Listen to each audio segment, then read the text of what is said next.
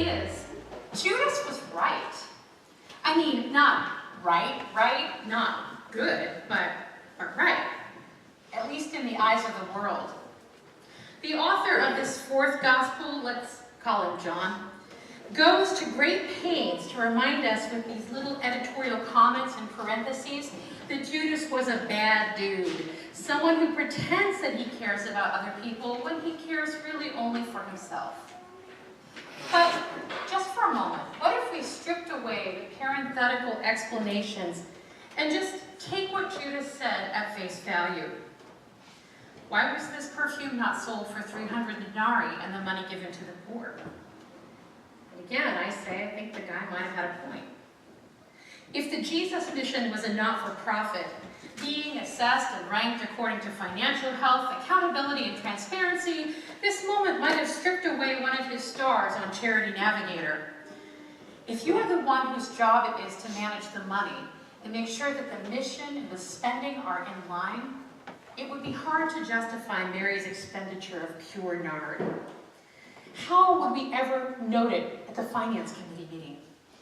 From the perspective of responsible, careful, and well-managed spending with solid outcomes that are easy to measure, where, with only 2 denarii a day, you can feed a hungry child and provide for her education, the nard was an irresponsible waste.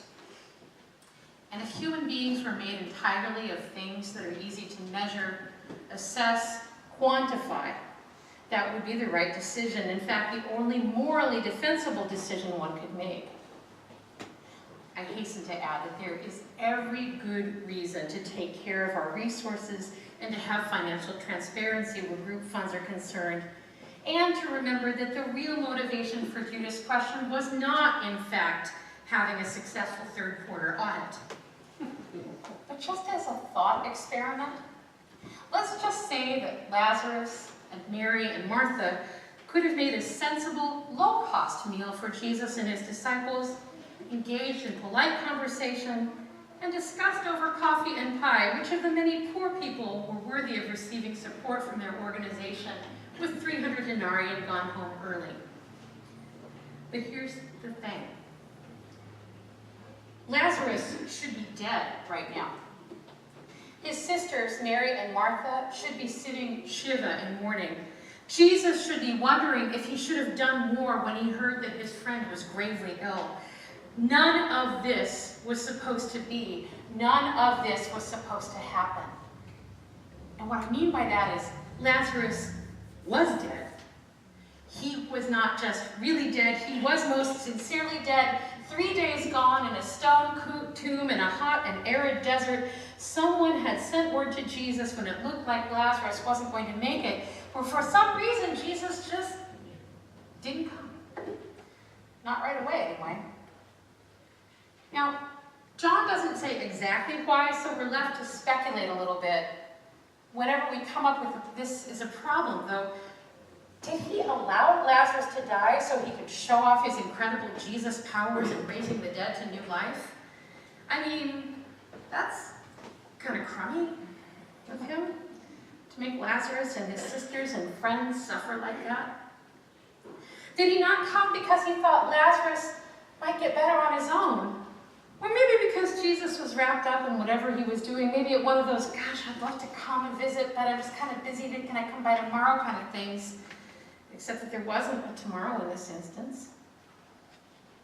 Most likely, though, it was that going to Bethany meant that he would be in mortal danger himself.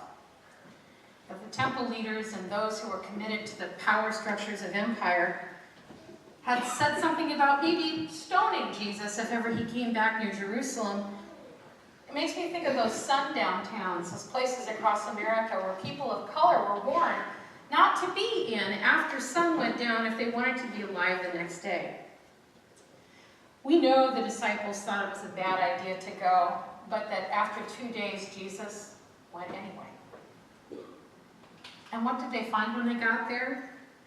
A tomb covered with a stone, the dead men's sisters, Mary and Martha, each in their own Kubler-Ross stage of grief.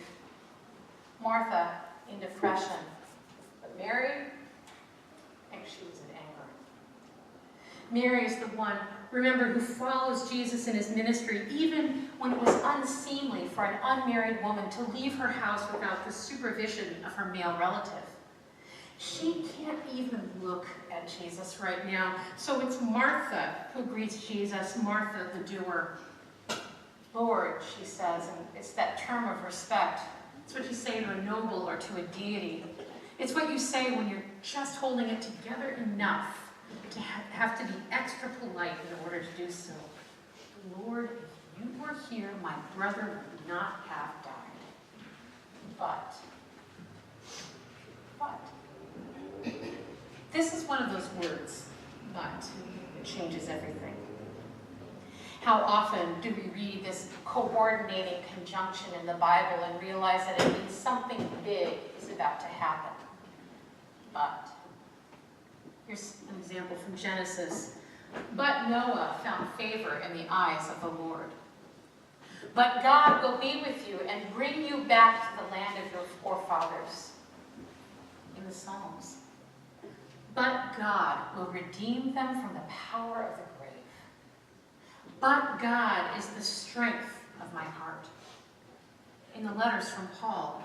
But God has chosen the foolish things of the world to put shame the wise.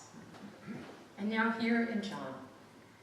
But even now I know that God will give you whatever you ask of him. When Jesus makes it over to Mary, he gets no such coordinating conjunction. Lord, if you had been here, my brother would not have died. Period. End of sentence. And she weeps so hard that our English Bible says Jesus was moved in his spirit. But I think that's too polite. That's not what the Greek says. It says that Jesus felt grief in his splentha, in his guts. And the grief spilled out from his eyes when Jesus wept too. And here, I want to pause for a moment and talk about macaques. Macaques. You know macaques, they're those kind of monkeys. And they're species that range from Japan all the way to India, and from northern Africa all the way into southern Europe. There are dozens of different types, and they vary in size from about 8 to 40 pounds, depending. Kind of like small dogs. The thing about macaques is that their brains have a lot in common with our brains. And I learned this from author and professor of psychiatry, Nasir Ghaemi, who writes a lot about how traumatic experiences deepen our own ability to become empathetic. He says that when neurobiologists figured out that macaques have some important neurological similarities to us, they started using them to learn something measurable about another thing which seems a little unmeasurable, a little touchy-feely sounding. They discovered that macaques have a lot to teach us about empathy. Empathy. More Greek. Into or with, pathos, feeling. But really not feeling, it's more like suffering. Suffering with, suffering into. Neurobiologists noticed that when one macaque saw another macaque move its arm, parts of the brain in the first monkey would light up, as if he himself had moved his arm, even though he hadn't. That certain neurons would fire that mirrored the sensation of movement, even though the first monkey hadn't moved. It's the reason why babies who hear other babies crying will start to cry themselves. And the reason why when you smile at a baby, the baby will smile back at you. Scientists call these brain hookups mirror neurons. This morning, I put a couple of pictures of a man holding a tiny baby macaque up on our Facebook page. You probably wondered if our Facebook page had gotten hacked.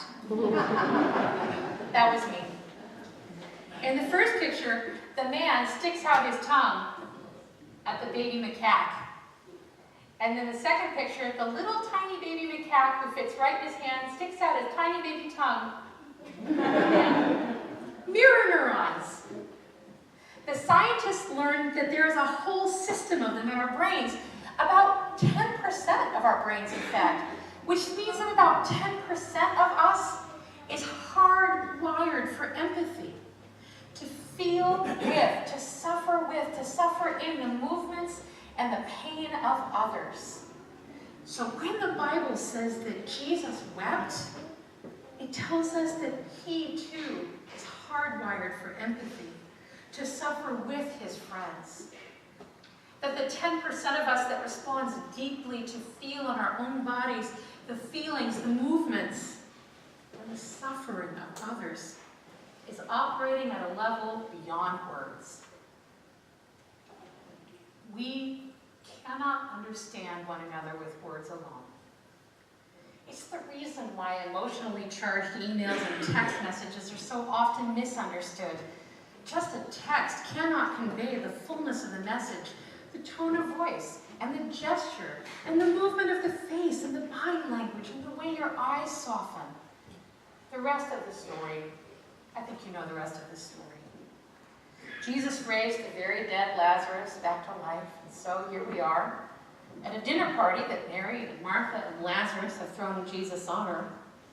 I mean, what do you give the guy that risked his own life to bring you back to yours? An edible arrangement just isn't going to cut it here.